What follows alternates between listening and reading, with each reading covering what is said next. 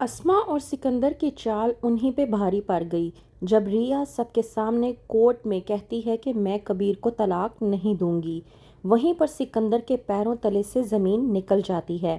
ڈرامے کے next episode میں آپ لوگ دیکھیں گے کہ کبیر جو سوچ کر ریا کو اپنے ساتھ لے کر گیا تھا، آخرکار وہ اپنی امیدوں پر پورا اترا۔ مبین شاہ جو کہ کبیر کو فون کرتا ہے اور بتاتا ہے کہ کس طرح سکندر اور اسما نے جعلی سائن کے ذریعے کورٹ میں ریا کے نام کا خلا نوٹس جمع کروایا ہے، جس کی وجہ سے تمہیں یہاں پر موجود ہونا پڑے گا۔ کبیر یہ بات سننے کے بعد اپنے بھائی مبین سے کہتا ہے کہ آپ پریشان نہ ہوں، میں جلد واپس آ رہا ہوں۔ کبیر ریا کو اپنے ساتھ لے کر واپسی کرتا ہے۔ گھر واپس آتے ہوئے راستے میں کبیر ریا سے کہتا ہے کہ میں تم سے بے انتہا محبت کرتا ہوں اور میں وہی کروں گا جو تم چاہو گی۔ اس بات پر ریا کبیر سے کہتی ہے کہ مجھے میرے بھائی اور بہن سے ملنا ہے، مجھے میرے گھر لے چلو۔ اس بات پر جب کبیر ریا کو جواب دیتا ہے اور کہتا ہے کہ تم جو کہو گی وہی ہوگا، میں نے تم سے پہلے بھی کہا تھا اور اب بھی یہی کہہ رہا ہوں، اگر تم اپنے گھر جانا چاہتی ہو تو میں تمہیں تمہارے گھر لے جاؤں گا۔ یہ بات سننے کے بعد ریا اور بھی زیادہ پریشانی کے عالم میں آ جاتی ہے اور سوچ میں پڑ جاتی ہے کہ اگر اسما آپی کے کہنے کے مطابق کبیر مجھ سے بدلہ لے رہا ہے تو وہ مجھ پر اتنا مہربان کیوں ہے۔ ریا اسی دوران دل ہی دل میں ٹھان لیتی ہے کہ اب کچھ بھی ہو جائے وہ اپنا رشتہ کبیر کے ساتھ کبھی بھی خراب نہیں ہونے دے گی۔ جب پہنچ جاتا ہے کبیر ریا کو اپنے ساتھ لے کر کراچی تو سب سے پہلے وہ لے کر جاتا ہے اسے قبرستان میں۔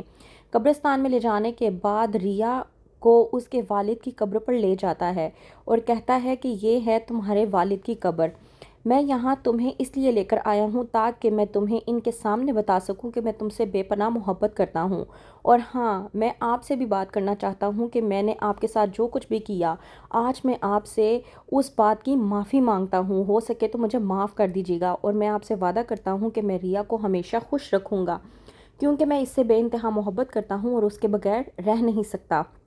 کبیر کی یہ باتیں سننے کے بعد ریا اور بھی زیادہ ایموشنل ہو جاتی ہے اور سوچ میں پڑ جاتی ہے کہ کبیر آخرکار اس طرح کی باتیں کر کے میرے ساتھ جھوٹ نہیں بول سکتا۔ وہیں پر دوسرے پل کبیر لے جاتا ہے ریا کو اپنے ساتھ کورٹ کچہری میں۔ وہاں لے جانے کے بعد اندر کورٹ میں داخل ہونے سے پہلے کبیر ریا سے کہتا ہے کہ اس جگہ سے واپسی پہ دو راستے ہیں، ایک راستہ جو میرے ساتھ واپس جاتا ہے اور ایک راستہ وہ جو تمہیں اکیلے طے کرنا ہوگا۔ اب فیصلہ تمہیں کرنا ہے کہ تمہیں کون سا راستہ چننا ہے۔ کبیر ریا کو لے کر اپنے ساتھ کورٹ کے کمرے میں داخل ہوتا ہے کہ وہیں پر بات چیت ہو رہی ہوتی ہے۔ جب کہتا ہے سکندر کورٹ کے سامنے جج کو کہ اس کے بھائی کبیر خان نے میری بہن کو شادی کے بعد زبردستی اپنے پاس رکھا ہوا ہے، تو وہیں پر مبین سکندر پر بھڑکتا ہے اور کہتا ہے کہ تم نے خود اپنی بہن ریا کی شادی میرے بھائی کبیر خان کے ساتھ کروائی تھی، تو پھر تم اس طرح کی بات کیسے بول سکتے ہو۔ سکندر جو کہ کہتا ہے مبین سے کہ میں نے یہ سب کچھ دشمنی ختم کرنے کے لیے کیا تھا کیونکہ تمہارا بھائی ہمیں ذلیل کر رہا تھا، میں نے سوچا تھا کہ اگر میں شادی کر دوں گا تو دشمنی ختم ہو جائے گی، لیکن مجھے یہ معلوم نہیں تھا کہ تمہارا بھائی دشمنی ختم کرنے کی بجائے دشمنی نکالنے کی خاطر میرے بہن سے شادی کرنے کے لیے تیار تھا، اور اس بات پر میں اب اپنی بہن کو تمہارے بھائی کے ساتھ نہیں رہنے دوں گا۔ وہیں پر کبیر کا وکیل بولتا ہے جج کے سامنے کہ کبیر خان آپ کو طلاق نہیں دینا چاہتے۔ ریا خان آپ کا فیصلہ کیا ہے؟ کیا آپ کبیر خان کے ساتھ اپنا گھر بسانا چاہتی ہیں یا نہیں؟ اب یہ فیصلہ آپ کے فیصلے پر ہی ٹکا ہوا ہے۔ کبیر جو کہ بڑی ہی خاموش نظروں سے ریا کی طرف دیکھ رہا ہوتا ہے، تو کیا جواب دے گی ریا؟ کیا ہوگا آگے؟ مزید جاننے کے لیے دیکھتے رہیے ڈرامہ سیریل من مست ملنگ۔